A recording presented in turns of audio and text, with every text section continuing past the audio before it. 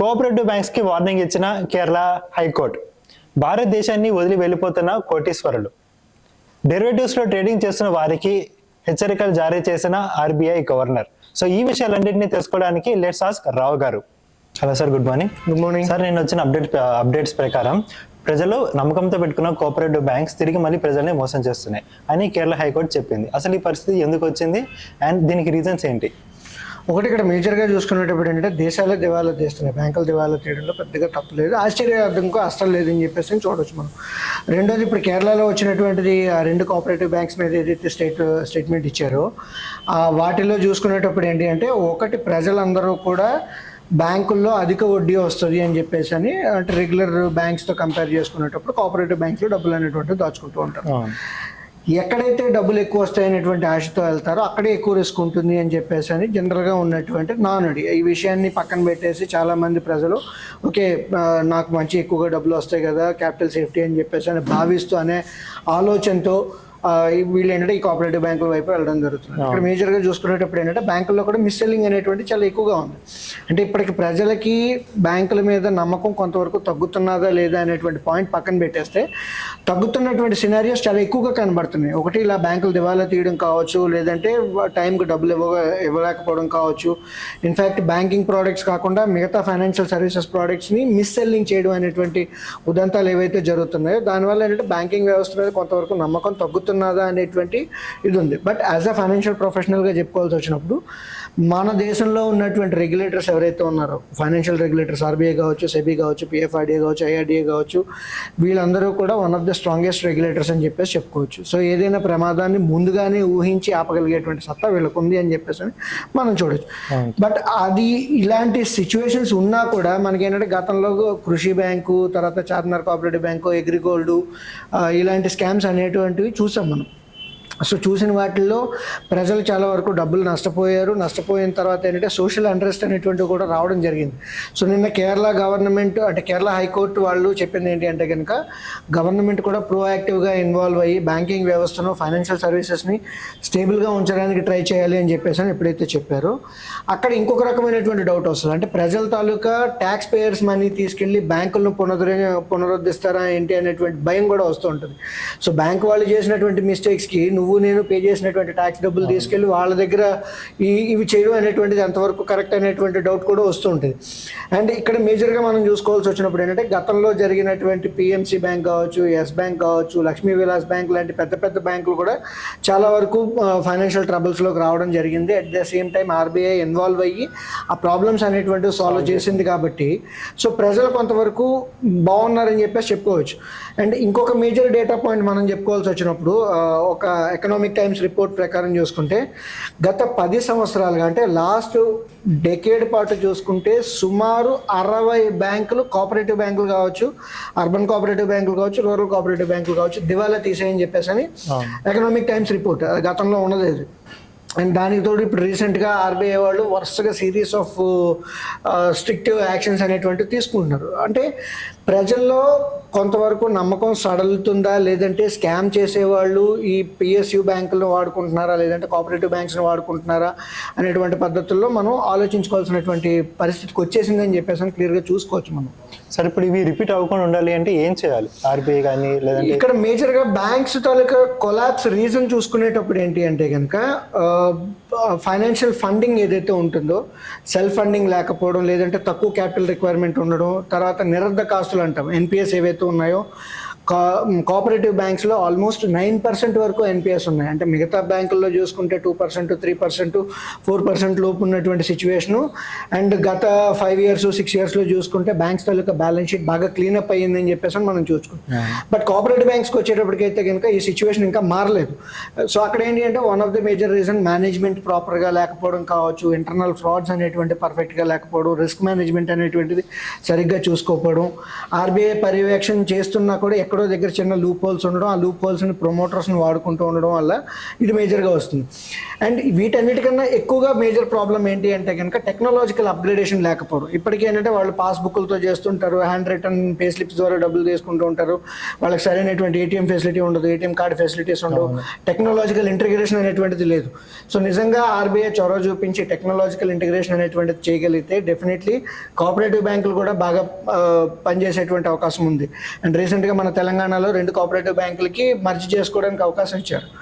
And ఇది మాత్రమే కాకుండా పొలిటికల్ ఇన్ఫ్లుయెన్స్ అనేటువంటిది బ్యాంకుల మీద చాలా తక్కువ ఉండాలి. ఇన్ఫ్యాక్ట్ మనం కేరళ గురించి మనం మాట్లాడుకుంటున్నాం అంటే అక్కడున్న కోఆపరేటివ్ బ్యాంకుల్లో పొలిటికల్ ఇన్ఫ్లుయెన్స్ చాలా ఎక్కువ. అందులోకి ఏంటంటే రాజకీయ నాయకులు చిటికి మాటికి ఏదైనా డబ్బులు అవసరం అయితే కనుక బ్యాంకుల్లోకి వెళ్ళి ఫేక్ లోన్ల కింద అప్లై చేసుకోవడం, తీసుకోవడం, వాళ్ళకి నచ్చినట్టుగా వాడుకోవడం అనేటువంటిది జరుగుతుంది. ఇన్ఫ్యాక్ట్ ఇది కేరళలోనే కాదు, గోవాలో కావచ్చు, కర్ణాటక, మహారాష్ట్ర, ఈ కోఆపరేటివ్ బ్యాంక్స్ ఏవైతే ఉన్నాయో వాటిల్లో పొలిటికల్ వెండేటా కోసం కావచ్చు, లేదంటే పొలిటికల్ బెనిఫిట్ పొందడం కోసం వీటిని వాడుకుంటున్నారు. అది కనుక ఖచ్చితంగా తగ్గితే, పొలిటికల్ ఇంటర్ఫీరెన్స్ తగ్గితే ఖచ్చితంగా బ్యాంకింగ్ వ్యవస్థ అనేటువంటిది చాలా స్ట్రాంగ్గా ఉండేటువంటి అవకాశం ఉంటుందని చెప్పేసి క్లియర్ కట్గా చెప్పొచ్చు మనం. సార్ ఇప్పుడు సెకండ్ అప్డేట్ కనుక చూసుకుంటే మనం హ్యాండ్లే అండ్ పార్ట్నర్స్ ఇచ్చిన రిపోర్ట్ ప్రకారం చాలా మంది కోటీశ్వర్లు ఇండియా వదిలి బయటికి వెళ్ళిపోతున్నారు. సో దీనికల్లా రీజన్ ఏమై ఉండొచ్చు? ఒకటి ఇక్కడ మనం చెప్పుకోవాల్సి వచ్చినప్పుడు ఏంటంటే రాజుగారి మొదటి భార్య మంచిది, రెండో భార్య చెడ్డది అనేటువంటి పద్ధతుల్లో మనం మాట్లాడుకోవచ్చు. ఒకటి పోనీ ఈ సామెత పక్కన పెట్టేస్తే కనుక తెలివైన వాళ్ళు యూఎస్ఏ వెళ్ళిపోతున్నారు, పనిచేసే వాళ్ళు యూఏ వెళ్ళిపోతున్నారు, ఫైనల్గా ఏంటంటే బద్దకస్తులు పనికిమాలిన వాళ్ళు మన ఇండియాలో వెళ్ళిపోతున్నారు అనేటువంటి డౌట్ ఇప్పుడు కాదు, నేను చెప్తున్నది కాదు, ఆల్రెడీ మన గరికపాటి నరసింహారావు చాలా సందర్భాల్లో చెప్పారు. కాబట్టి సో ఆ నానుడి ప్రకారం చూసుకునేటప్పుడు ఏంటంటే మన దేశంలో లేని ఫెసిలిటీస్ అక్కడ ఏవో ఉన్నాయి.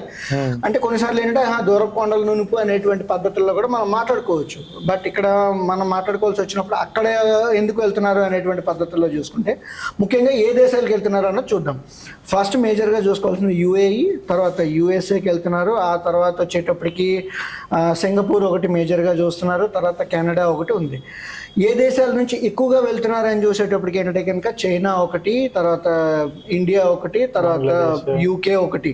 అంటే కొంచెం అభివృద్ధి చెందుతున్న దేశాల నుంచి మనం చూసుకుంటే బంగ్లాదేశ్, పాకిస్తాన్, శ్రీలంక ఇవన్నీ పక్కన పెట్టేస్తే ఎలాగా కింద ఉన్నటువంటి దేశాలు కాబట్టి అక్కడ నుంచి మనం కావాలంటే మానవ వలసలు అనేటువంటి ప్రోత్సహించుకోవచ్చు. అక్కడ ఉన్నటువంటి లేబర్కి ఇక్కడ చీప్ లేబర్ కింద మనం చూసుకొని జాబ్ ఆపర్చునిటీస్ కూడా క్రియేట్ చేయొచ్చు. బట్ ఇక్కడ మనం ఆ దేశాలకి అంటే యుఏఈ, యుఎస్ఏ, సింగపూర్, కెనడాకి ఎందుకు వెళ్తున్నారు అనుకుని చూసుకునేటప్పుడు ఏంటంటే ఒకటి టాక్సేషన్ పర్స్పెక్టివ్లో చూసుకునేటప్పుడు కొంతవరకు ఆపర్చునిటీ ఆర్ ఆర్బిట్రేజ్ అనేది కనబడుతుంది. రెండోది వచ్చేటప్పటికి వ్యాపారవేత్తలకి మంచి ప్రోత్సాహకాలు అనేటువంటి కనబడుతున్నాయి. ఎవరైనా వ్యాపారం చేద్దాం అనుకునేటప్పుడు గవర్నమెంట్ ఇచ్చేటువంటి స్పాన్సర్షిప్స్ కావచ్చు, లేదంటే గవర్నమెంట్ నుంచి వచ్చేటువంటి ఇన్సెంటివ్స్ ఏవైతే ఉన్నాయో అవి చాలా బాగున్నాయని చెప్పేసి అని కూడా వస్తున్నటువంటి కథనాల ప్రకారం మనం చూసుకోవచ్చు.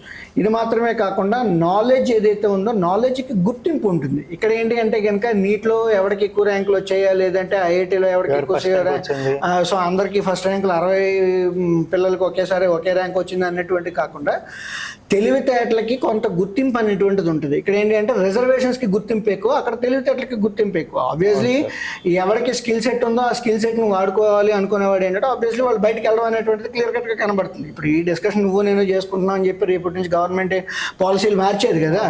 గవర్నమెంట్ వాళ్ళు ఏంటంటే ఎంతసేపు ఓటు బ్యాంక్ కోసం చూసుకునేటువంటి రాజకీయాలే చేస్తూ ఉంటారు. సో అల్టిమేట్గా మనం చెప్పుకోవాల్సి వచ్చినప్పుడు వీటితో పాటు చూసుకునేటప్పుడు స్పెషల్ వీసాస్ కావచ్చు, లేదంటే పిల్లల తాలూకా చదువులు, హెల్త్ కండిషన్స్ ఇవన్నీ కూడా అక్కడ ప్రాపర్గా ఉన్నాయని చెప్పేసి అని. ఇది మాత్రమే కాకుండా బిజినెస్ ఎక్స్పాన్షన్ కోసం చూసుకుంటున్నారు. రెండోది ఏంటంటే ఇండియాతో పాటు ఓకే T+ అంటే ఇండియా +1 అనేటువంటిది, లేదంటే చైనా +1 అనేటువంటి కాన్సెప్ట్ ఎలాగా మనకి ఇండియాలో పెట్టుబడులు రావడానికి చైనా +1 అనే కాన్సెప్ట్ ఎలా అయితే వాడుతున్నారో ఇక్కడ వ్యాపారస్తులు కూడా ఓకే ఇండియా +1 అనేటువంటి కాన్సెప్ట్లో మన దేశంతో పాటు ఇంకో దేశంలో కూడా వ్యాపారం ఉంటే బాగుంటుంది అనేటువంటి ఆలోచనతో ఇక్కడ ఉన్నటువంటి రాజకీయ సమీకరణాలు చూసి వెక్స్ అయిపోయి అక్కడికి వెళ్ళడం అనేటువంటిది క్లియర్ కట్గా జరుగుతుందని చెప్పేసి మనం చూడొచ్చు. ముఖ్యంగా మనం యూఏఈ గురించి, యూఎస్ఏ గురించి మనం మాట్లాడుకుంటున్నాం కాబట్టి యూఏఈ మేజర్గా ఎక్కువగా మందిని అబ్జర్వ్ చేస్తుంది. దాంట్లో అక్కడ మేజర్గా చూసుకునేటప్పుడు ఏంటంటే జీరో ట్యాక్స్ కావచ్చు, తర్వాత గోల్డెన్ వీసా అనేటువంటిది ఫెసిలిటీ ఉండడం కావచ్చు, తర్వాత బిజినెస్కి స్పెషల్ ఇన్సెంటివ్స్ అనేటువంటివి రావడం కావచ్చు, తర్వాత ఎవరైనా బయట వాళ్ళు వస్తున్నారు అంటే కనుక వాళ్ళ తాలూకా ఆస్తుల పరిరక్షణకి ప్రొటెక్ట్ చేయడానికి సెక్యూరిటీ అనేటువంటిది ఇవ్వడానికి ముందుగా ఉంటారు.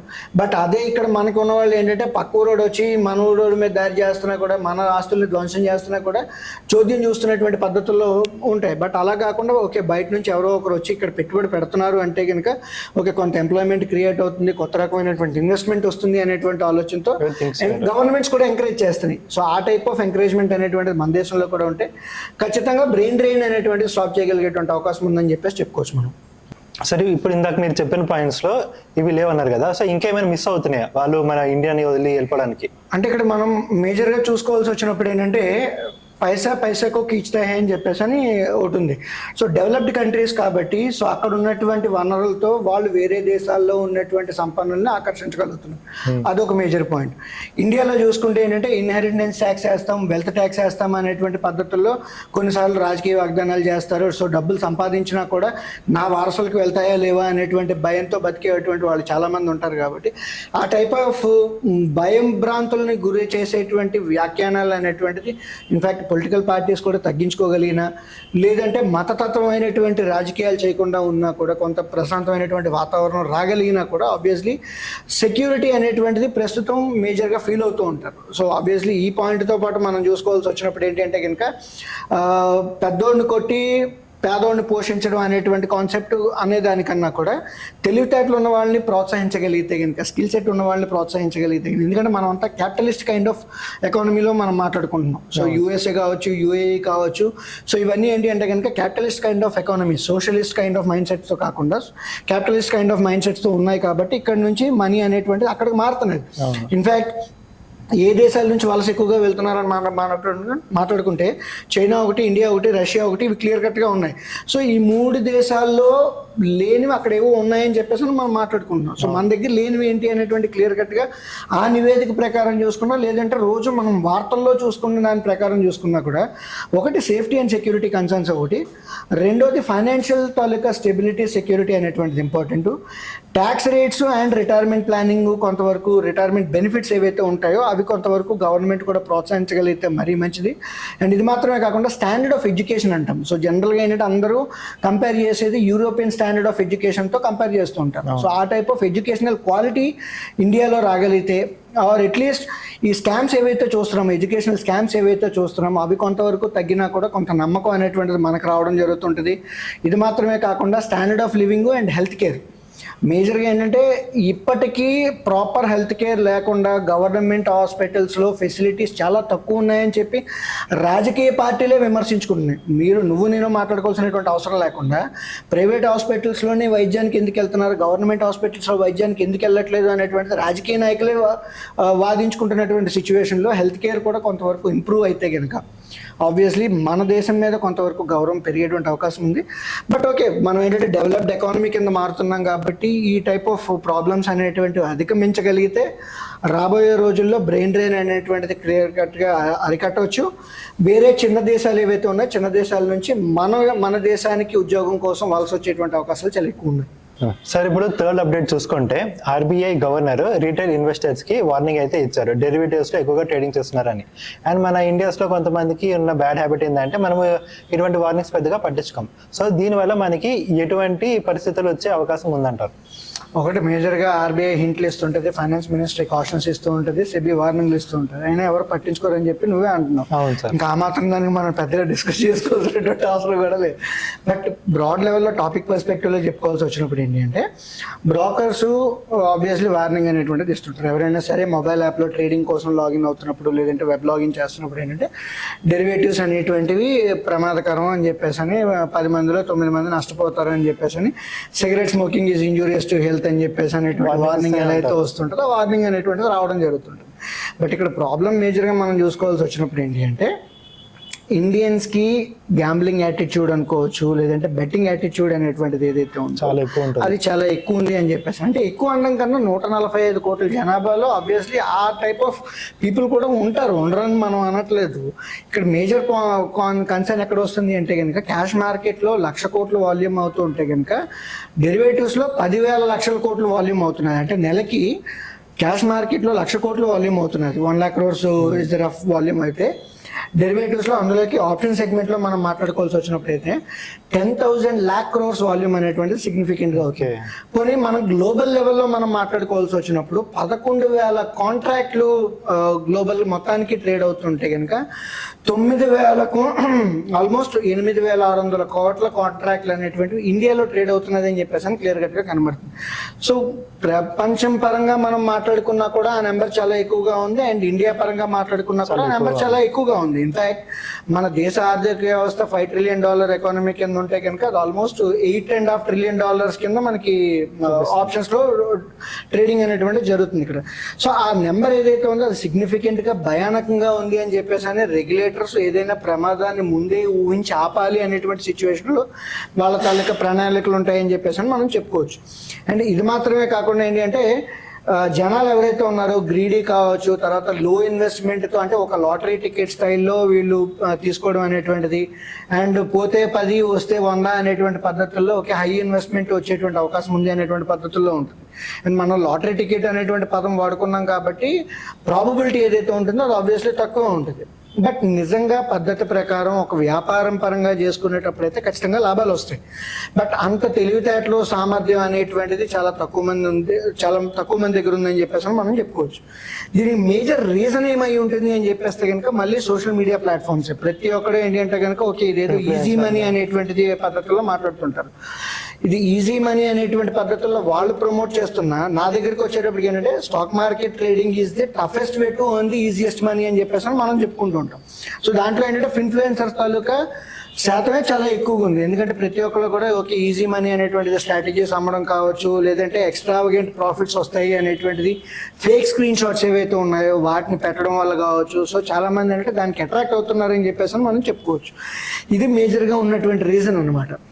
అండ్ సార్ ఇప్పుడు సెబీ ఆర్ గవర్నమెంట్ ఏం చేయాలి అండ్ ఏం చర్యలు తీసుకుంటే ఇవన్నీ కరెక్ట్ అవుతాయి? ఒకటి అత్త మీద కోపం ఎప్పుడు దొత్త మీద చూపించాలి కాబట్టి సో డైరెక్టర్గా అంటే సోషల్ మీడియా ఇన్ఫ్లుయెన్సర్స్ ఎవరైతే ఉన్నారో వాళ్ళ వల్ల నష్టపోతున్నారు అనేటువంటి పాయింట్ గవర్నమెంట్కి తెలుసు, అట్ ద సేమ్ టైం రెగ్యులేటర్స్కి తెలుసు. ప్రతి ఒక్కరికి వాక్ స్వేచ్ఛ స్వాతంత్ర్యాలు ఉన్నాయనేటువంటి పద్ధతుల్లో వాగుతుంటాడు కాబట్టి దాన్ని కోసేస్తే ఇదేదో ప్రపంచం మొత్తానికి ఇండియాలో వాక్ స్వాతంత్ర్యం లేదు, ఫ్రీడమ్ ఆఫ్ స్పీచ్ని నొక్కేస్తున్నారు అనేటువంటి పద్ధతుల్లో మాట్లాడుతూ సొల్లు కబుర్లు చెప్పేవాళ్ళు ఎక్కువ మంది ఉంటారు. ఇన్ఫాక్ట్ టెక్నాలజీ మినిస్ట్రీ కావచ్చు, గూగుల్, ఫేస్బుక్ లాంటి వాళ్ళు కావచ్చు, వీళ్ళందరూ ఏంటి అంటే ఎవరైనా ఫైనాన్షియల్ టాపిక్ గురించి మాట్లాడుతున్నారు అంటే ఖచ్చితంగా వాళ్ళకి రిలేటెడ్ సర్టిఫికేషన్ అనేటువంటిది ఫైనాన్షియల్ వెరిఫికేషన్ అనేటువంటిది చేయగలిగితే డెఫినెట్లీ బాగానే ఉంటుంది. ఎందుకంటే అట్ ద సేమ్ టైం మనం ఈ అడ్వర్టైజింగ్ యాస్కి ఏదైతే ఉందో, advertising standards council of India ఏదైతే ఉందో వాళ్ళు ఇచ్చినటువంటి guide lines social media platforms కూడా స్ట్రిక్ట్గా ఫాలో అయితే కనుక ఆబ్వియస్లీ బాగానే ఉంటుంది.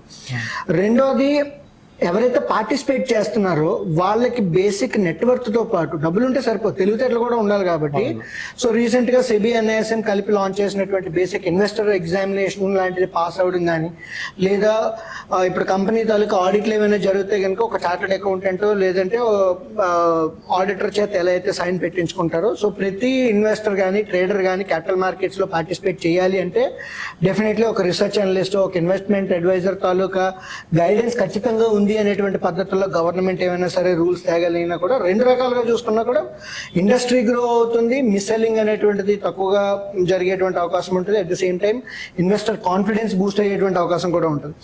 అండ్ ఇది కాకుండా ఏంటంటే అత్త మీద కోపం దొత్త మీద చూపిస్తుంది అనేటువంటి పద్ధతుల్లో మనం మాట్లాడుకున్నాం కాబట్టి వాళ్ళు ఏమీ చేయలేకపోతే ఏం చేస్తారంటే మార్జిన్స్ని పెంచడం, ట్యాక్సేషన్ ఏదైతే ఉందో ట్యాక్సెస్ని పెంచడం.